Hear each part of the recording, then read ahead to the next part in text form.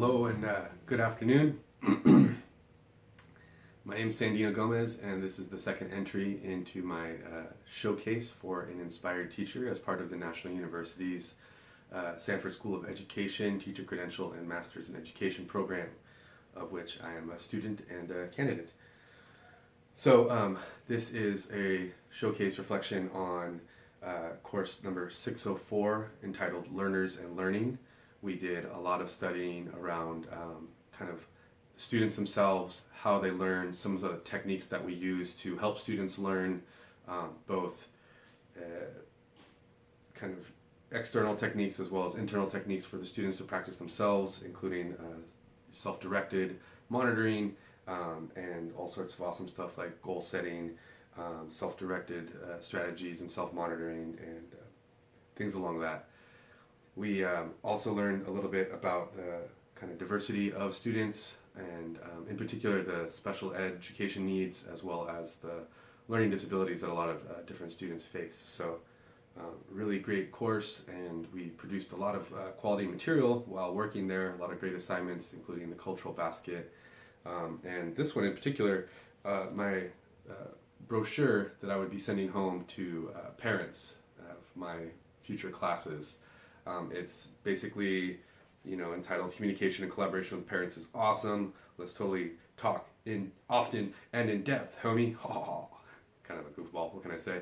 The back basically states, I'm super excited to teach your child, but I can't do it alone. Multiple studies have shown that parents who are active and involved in their child's education help them succeed academically and socially. The more we communicate about your child's progress or problems, the better. Just because I'm trying to reach you, don't assume your child is in trouble. I might have good news instead. Please do try to return any messages I leave ASAP.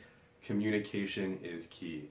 And that's kind of, I feel like, the big takeaway from this course that I got was essentially it is so important to communicate with your students, with your coworkers, and especially with the parents of the students, because they're the partners in education that every teacher needs to be successful in educating young minds. So that being said, we were asked to kind of reflect on some of the TPEs, the teacher performance expectations for the state of California, and I chose two to reflect on that I felt that I got the most professional development out of during this course.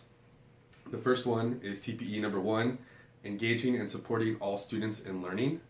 I think particularly I learned a lot and focused on TPE 1.1, which is to apply knowledge of students, including their prior experiences, interests, and social emotional learning needs, as well as their funds of knowledge and cultural, language, and socioeconomic backgrounds to engage them in learning.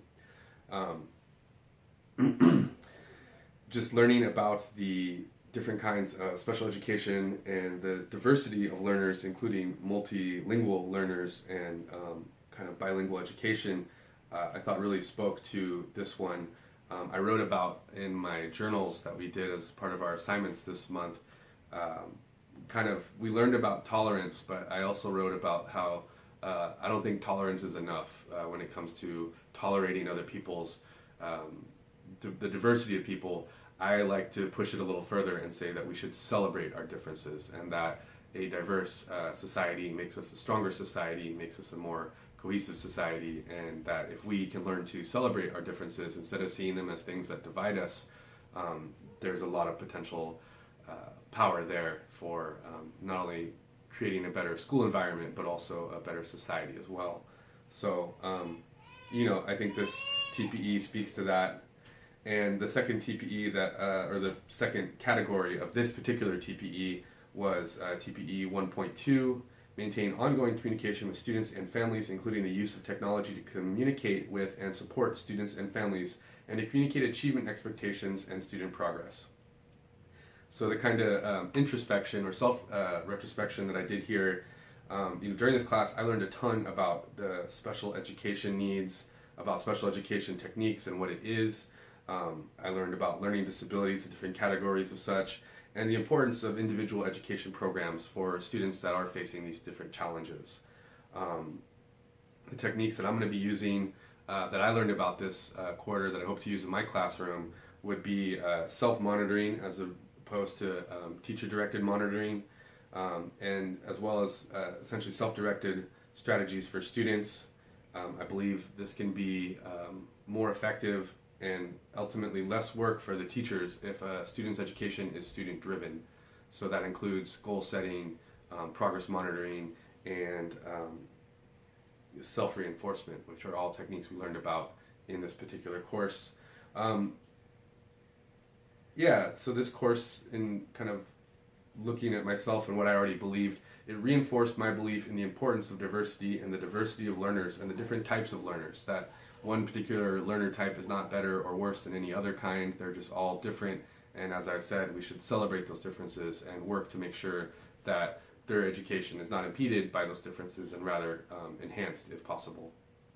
So I wrote again in my journal about the demographics of my old high school that I went to visit as part of my classroom observation assignment, which is Harbor High School. It's a mainstream high school here in the Santa Cruz County area, or I should say the Santa Cruz City Schools District.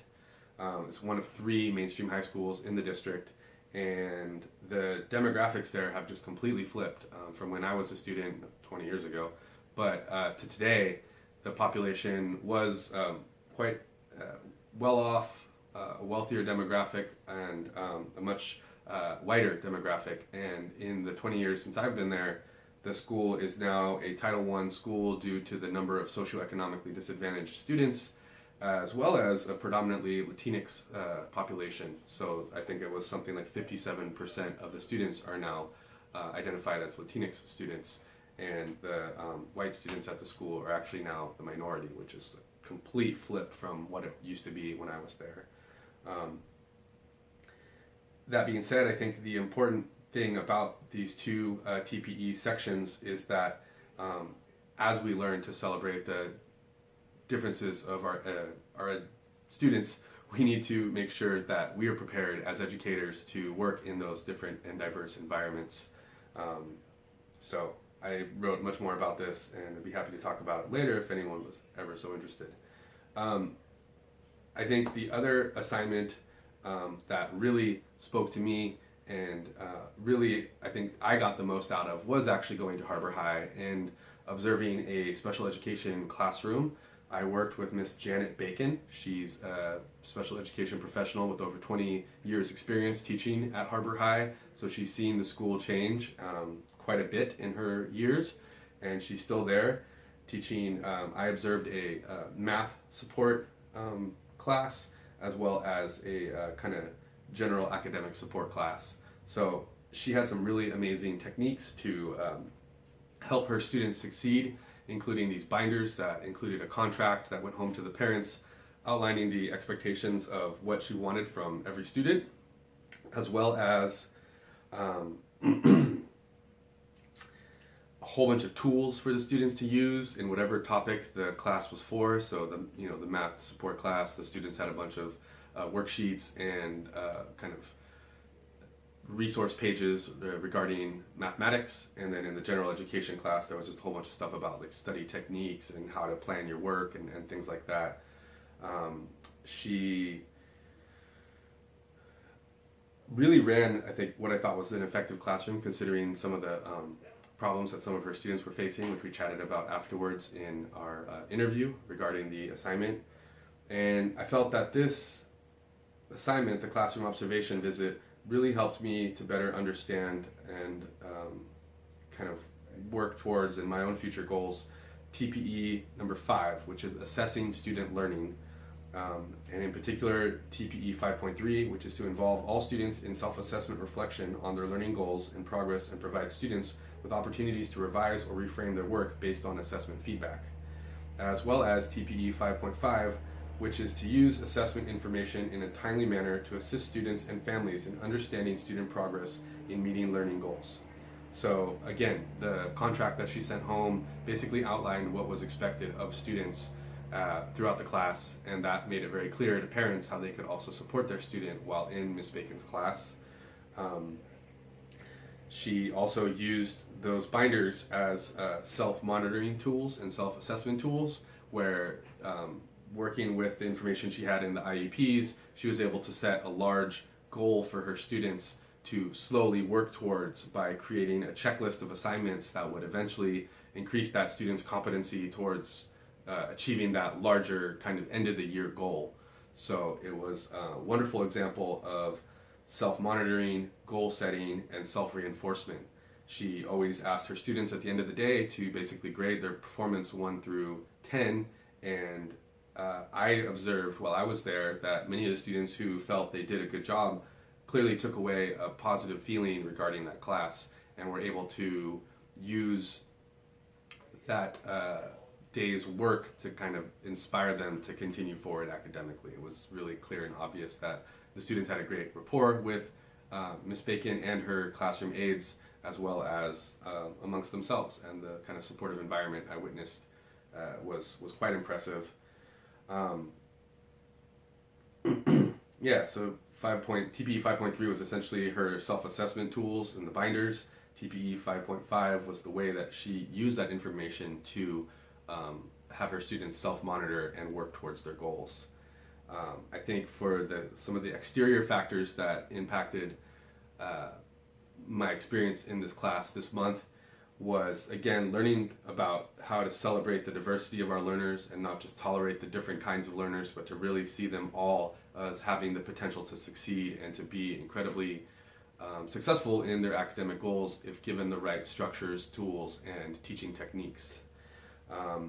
Involving the parents as much as possible seems like a really crucial tactic, and again goes back to why I created this brochure to send home to parents, as well as a letter that accompanied the brochure, essentially introducing myself and inviting the parents to get involved, not only in their students' education, but also in the classroom as volunteers, as potential presenters, all sorts of options that I laid out within the brochure and the letter on how parents could involve themselves in their child's education.